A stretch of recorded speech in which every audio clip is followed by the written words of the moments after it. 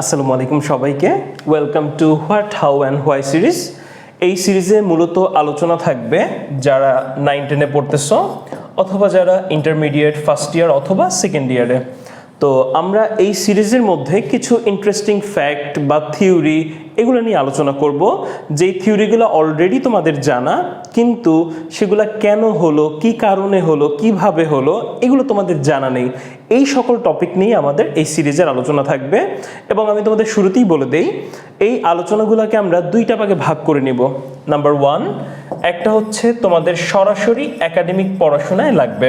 Academic পড়াশোনা বলতে আমরা বোঝাচ্ছি যে তোমাদের সিলেবাসে থাকবে কিংবা বইয়ের মধ্যে থাকবে ওই সকল টপিককে আমরা একাডেমিক টপিক বলবো।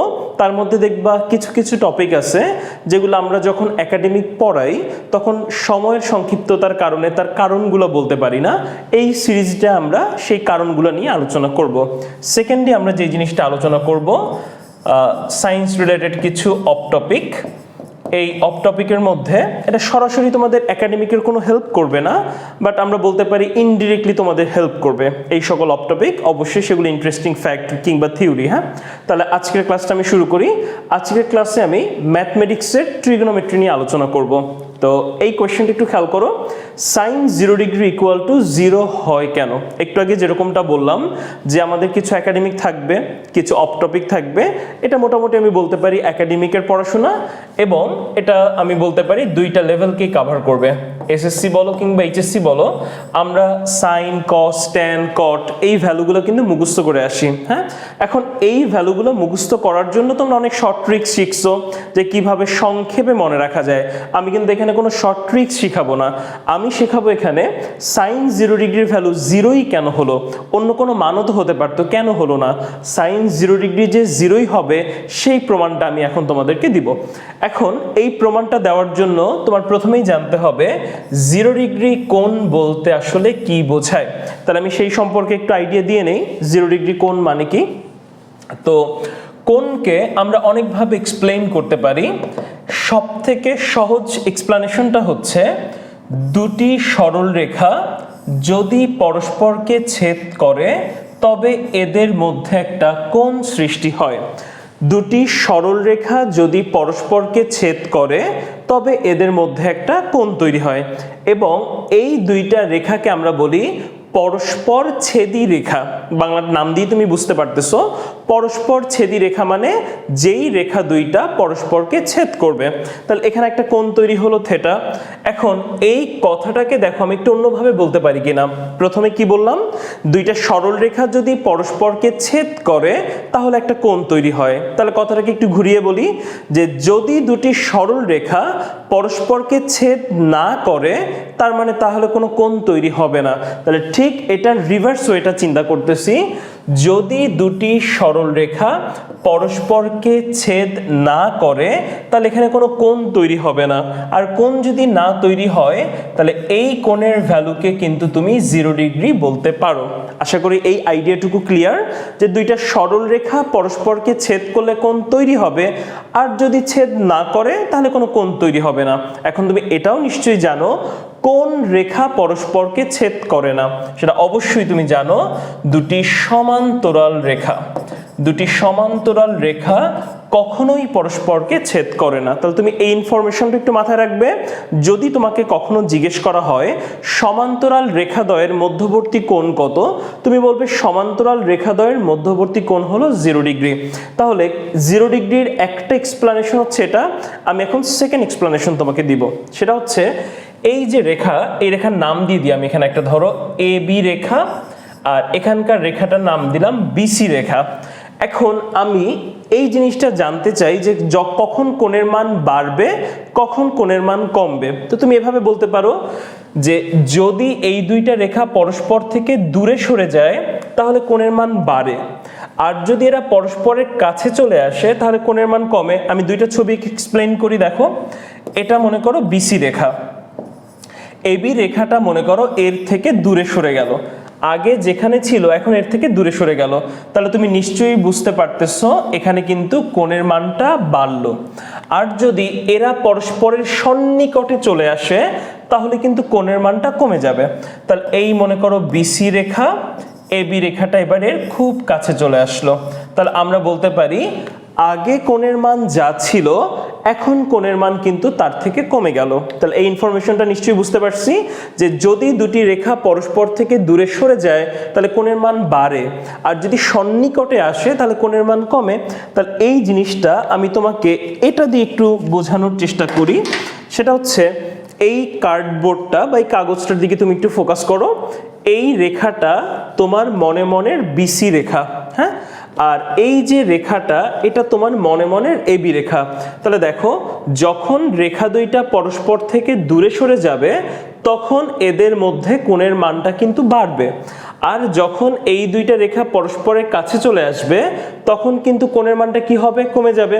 তাহলে তুমি ঘটনাটা একটু খেয়াল করো তো, কোণের মানটা কমতে কমতে কমতে কমতে একটা সময় কিন্তু যে 0 ডিগ্রি হয়ে যাবে, তখন আমরা বলবো যে এখানে আর কোনো কোণ নেই। ঠিক আছে, তাহলে কোণের মান কখন 0 ডিগ্রি হয়, যখন এই দুইটা রেখা একসাথে এসে মিলে যায়। যখন এই দুইটা রেখা একসাথে এসে মিলে যায় তখন কোণের মান 0 ডিগ্রি হয়ে যায়। ম্যাথমেটিক্স এটাকে বলা হয় সুপারপজিশন বা উপরিপাতন। তার মানে একটা রেখা আরেকটা রেখার সাথে যে মিশে গেল এটাকে বলা হয় উপরিপাতন, উপরিপাতিত হওয়া। তার মানে আমি বলতে পারি কোণের ভ্যালু তখনই 0 ডিগ্রি হবে যখন এই দুইটা রেখা পরস্পরের সাথে উপরিপাতিত হয়ে যাবে, দুইটা একসাথে মিশে যাবে, একত্রিত হয়ে যাবে, তখন কোণের ভ্যালু কত ডিগ্রি হয়ে যাবে, 0 ডিগ্রি হয়ে যাবে।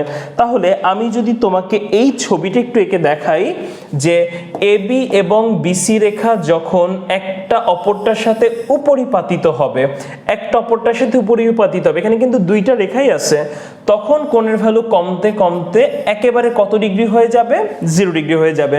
তাহলে আমি কোণ যে 0 ডিগ্রি হয় এটার দুইটা এক্সপ্লানেশন দিলাম। প্রথম কথা হচ্ছে দুইটা রেখা যদি পরস্পরকে ছেদ না করে, যেমন রেল লাইনের দুইটা পাত, রেল লাইনের দুইটা পাত কিন্তু পরস্পরকে ছেদ করে না, সেক্ষেত্রে কোণের ভ্যালু হবে 0 ডিগ্রি। অথবা দুইটা পরস্পর ছেদি রেখা যদি পরস্পরের সাথে একত্রিত হয়ে যায়, উপরিপাতিত হয়ে যায়, তাহলেও সেক্ষেত্রে কোণের ভ্যালু কত ডিগ্রি হবে, 0 ডিগ্রি। আজকের ক্লাসে তোমরা এইটার দিকে ফোকাস করবে যে কোণের মান 0 ডিগ্রি হওয়ার দুইটা উপায়ের মধ্যে আমি আজকে এই উপায়টা নিয়ে কাজ করব।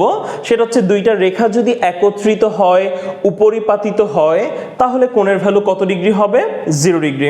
তাহলে আমি আরেকবার বলতেছি, আজকে ক্লাসের টার্গেটটা হচ্ছে সাইন 0 ডিগ্রির ভ্যালু 0 কেন এটা এক্সপ্লেইন করা। তাহলে প্রথমে আমাকে শিখতে হবে কি 0 ডিগ্রি মানে কি। 0 ডিগ্রি মানে আমি এখানে এক্সপ্লেইন করে দিলাম, কোণের ভ্যালু দুইভাবে 0 ডিগ্রি হবে। এবার আসো সাইন 0 ডিগ্রি কেন 0 এর উত্তরটা খুঁজি আমরা। তো এখানে দেখতে পাচ্ছ অনেকগুলো ত্রিভুজ আঁকা আছে। আসলে একটা ত্রিভুজেরই বিভিন্ন ফর্ম আমি এখানে আঁকলাম। তাহলে প্রথমে এই ত্রিভুজটার নেচার বা প্রকৃতি সম্পর্কে একটু জেনে নেই, এবং আশা করি এটা তোমরা সবাই চিনো। যেহেতু এই ত্রিভুজের একটা কোণ সমকোণ বা 90 ডিগ্রি, তাহলে আমি এটাকে বলবো এটা একটা রাইট অ্যাঙ্গেল ট্রায়াঙ্গেল, বা বাংলায় এটাকে কি বলা হয়, সমকোণী ত্রিভুজ। যদি আমি এখানে একটু লেভেলিং করি, এইটার নাম দিলাম এ, এটার নাম দিলাম বি, এটার নাম দিলাম সি।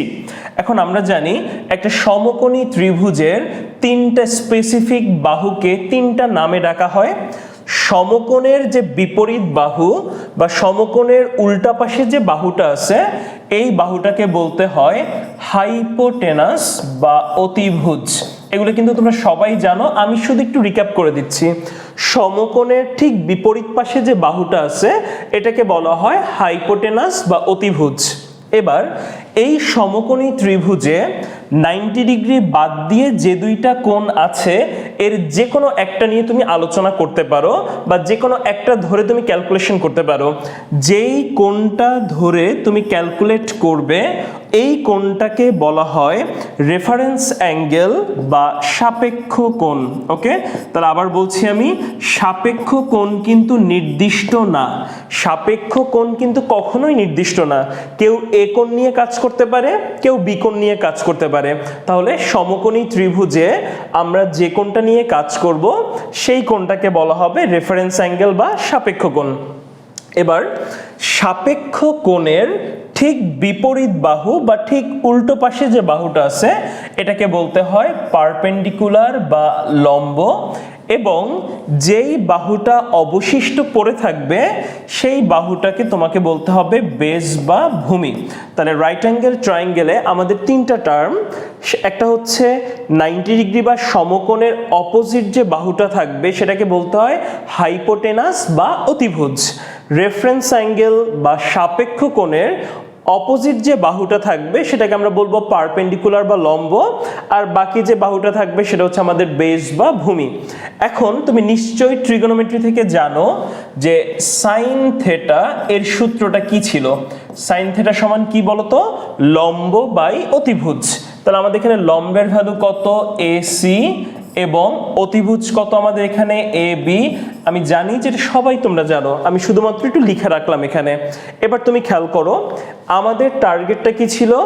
সাইন 0 ডিগ্রির ভ্যালু 0, এটা প্রুফ করা। এখন 0 ডিগ্রি হওয়ার জন্য কি করতে হয়? একটু আগে শিখাইছি। 0 ডিগ্রির জন্য আমাদের কি করতে হয়?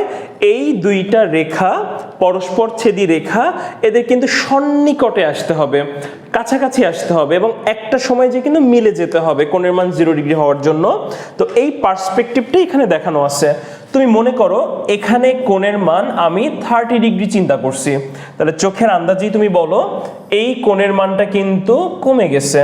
এটা যদি 30 ডিগ্রি হয়, এখানে কিন্তু আর 30 ডিগ্রি নাই, আমি কিন্তু এই কোণের মানটা তুমি দেখতেই পাচ্ছ এখানে কিন্তু কমায় ফেলছি, কমে গেছে এখানে। তো এই ভ্যালুটা আমি মনে করছি এখন 15 ডিগ্রিজ। এর পরের ছবিতে কোণের মানটা কিন্তু আরো কমে গেল, তাহলে কোণের মানটা আরো কমে গেল, এই মানটাকে আমি ধরলাম 10 ডিগ্রিজ। এর পরের ত্রিভুজে দেখো তুমি আরো কমে গেল, এই কোণের ভ্যালুটা আমি চিন্তা করলাম 5 ডিগ্রিজ, এখানে কোণের মান আরো কমে গেল, আমি এটাকে চিন্তা করলাম 1 ডিগ্রি। তাহলে আমাদের যেহেতু টার্গেট সাইন 0 ডিগ্রিটা প্রুফ করা, এই 0 ডিগ্রি বানানোর জন্য কোণের মানটা কিন্তু ক্রমান্বয়ে কি করতে হয় বলো তো? কমায় ফেলতে হবে। যখন কিনা আমি কোণের মানটা কমালাম, তুমি নিশ্চয়ই খেয়াল করে দেখো তো, এবং খেয়াল করে দেখছো তুমি এই যে লম্বের ভ্যালুটা কিন্তু ক্রমান্বয়ে কমে যাচ্ছে। লম্বের যে ভ্যালু এটা কিন্তু ক্রমান্বয়ে কমে যাচ্ছে, তুমি খেয়াল করলেই দেখবে লম্বের ভ্যালু কিন্তু ক্রমান্বয়ে কমে যাচ্ছে। এখন তোমার মনে প্রশ্ন আসতে পারে তাহলে অতিভুজ আর ভূমির মান কি কমে নাই? আনসার হচ্ছে না, সেটা কমে যায়নি। কেন কমে যায়নি দেখো তো। এই জিনিসটা যদি তুমি আরেকবার দেখো তাহলে তোমার কাছে আইডিয়াটা ক্লিয়ার হয়ে যাবে। এটা তোমার মনে মনের অতিভুজ, আর এটা তোমার মনে মনের ভূমি, আর এখানে তুমি কল্পনা করে নাও আরেকটা রেখা আছে যেটাকে আমি লম্ব বলবো। তাহলে যখনই আমি কোণের মানটা কমায় ফেলতেছি, দেখো যখনই আমি কোণের মানটা কমায় ফেলতেছি এই ভ্যালুর কোনো চেঞ্জ হচ্ছে না, এই ভ্যালুর কোনো চেঞ্জ হচ্ছে না, কিন্তু আগে লম্ব যা ছিল খেয়াল করে দেখো, আগে যদি লম্ব এতখানি থাকে প্রত্যেকটার জন্য কিন্তু এই লম্বের ভ্যালুটা কিন্তু কমে যাচ্ছে, কমে কমে কমে কমে একটা সময় কিন্তু আর কোনো লম্বই থাকবে না। এখানে তুমি আবার খেয়াল করো, এখানে মনে মনে একটা বাহু চিন্তা করো, তাহলে এটা হলো ভূমি, এটা হলো অতিভুজ। তাহলে যত তুমি কোণের মান কমাবে, প্রশ্ন হচ্ছে কোণের মান কেন কমাবো? কারণ আমি প্রুফ করতে চাই কি সাইন 0 ডিগ্রির ভ্যালু 0, তাহলে অবশ্যই কমাতে হবে। তাহলে এই যে দেখো আমি এখানে কমাতে কমাতে কমাতে কমাতে যত 0 ডিগ্রির কাছাকাছি যাব লম্বের ভ্যালুটাও কিন্তু তত কমতে থাকবে, ঠিক আছে? আর ভূমি আর অতিভুজের কোনো চেঞ্জ হবে না, সেটা তো বুঝতেই পারতেছি এই কার্ড দেখে। এই ভ্যালুটাও চেঞ্জ হচ্ছে না, এই ভ্যালুটাও চেঞ্জ হচ্ছে না, কারণ এই দৈর্ঘ্য তো কমতেছেও না বাড়তেছেও না, শুধু কি করতেছে বলো তো? পজিশনটা চেঞ্জ করতেছে, ঠিক আছে? তাহলে ক্রমান্বয়ে লম্বের ভ্যালুটা কমতেছে, এবং তুমি জানো কোণের মান যখন 0 ডিগ্রি হয়ে যাবে তখন এই দুইটা রেখা পরস্পর উপরিপাতিত হয়ে যাবে। একটু আগে শিখালাম এই দুইটা রেখা, এই যে খেয়াল করো এই অতিভুজ আর ভূমি, এই দুইটাই তো কোণ তৈরি করছে এখানে। তাহলে 0 ডিগ্রি হয়ে গেলে একটা আরেকটার উপরে কি হয়ে যায় বলো তো? উপরিপাতিত হয়ে যায়, একদম মিশে যায়। তখনই তুমি কোণের ভ্যালুটাকে কত বলবে? 0 ডিগ্রি।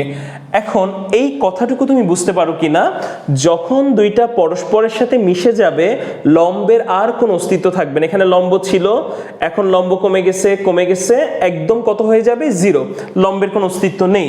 তাহলে থিটার ভ্যালু যদি 0 ডিগ্রি হয় তাহলে আমি এটা বলতে পারি লম্ব আগে যেটা ছিল এসি তার কোনো অস্তিত্ব নাই, সেই ভ্যালুটা কত হয়ে গেল 0। এটা শুধু এই ছবির জন্য তুমি সবসময় মনে রাখবে, সমকোণী ত্রিভুজে কোণের ভ্যালু যদি 0 ডিগ্রি হয় তাহলে লম্বের ভ্যালু অবশ্যই 0 হতে হবে, এটা ফর শিওর 0 হতেই হবে। তাহলে এটা তুমি সবসময় মাথায় রাখবে, কোণের ভ্যালু 0 হওয়া মানে লম্বের ভ্যালু 0 হওয়া সমকোণী ত্রিভুজের জন্য।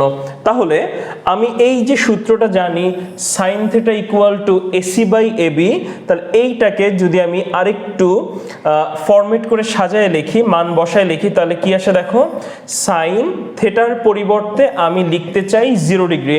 আমি এখানে লিখছি মানে এই ছবিটার জন্য লিখছি না, এই কন্ডিশনটার জন্য লিখতেছি এখানে।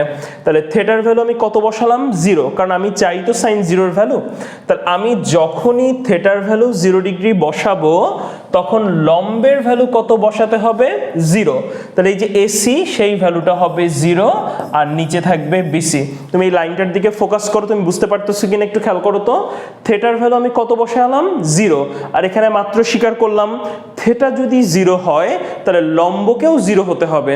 তাহলে থিটা যদি 0 হয় লম্ব কি ছিল বলো তো, এসি, এই যে লম্ব এসি এটাকেও কত হতে হবে 0, আর 0 বাই সামথিং এই রেশিওটা তো তোমরা জানো সেটা 0 হবে। তাহলে এই দেখো আমি চমৎকারভাবে প্রমাণ করে ফেললাম sin 0 ডিগ্রির ভ্যালু হচ্ছে 0। তাহলে তুমি এতদিন শুধু এটা মুখস্থ করে গেছো sin 0 ডিগ্রি মানে 0, আজকে প্রথম তুমি এটার এক্সপ্লেনেশনটা দেখলে।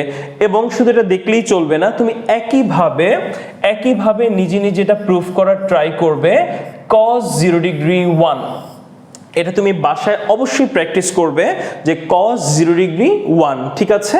তাহলে তুমি এই পুরো কথাটা যদি আমি আজকের ক্লাসটা যদি আরেকবার রিক্যাপ করি, sin 0 ডিগ্রির ভ্যালু হচ্ছে গিয়ে 0, তাহলে প্রথমে আমাকে চিনতে হবে 0 ডিগ্রিটা কি। হ্যাঁ, 0 ডিগ্রি কয়ভাবে তৈরি হতে পারে, দুইভাবে, সমান্তরাল রেখা অথবা একটা আরেকটার উপর যদি মিশে যায়, একটা রেখা যদি আরেকটা রেখার সাথে উপরিপাতিত হয় সেক্ষেত্রে 0 হবে। এবং এই এক্সপ্লেনেশনের সাহায্যে কিন্তু আমরা প্রুফ করে দেখালাম sin 0 ডিগ্রির ভ্যালু 0।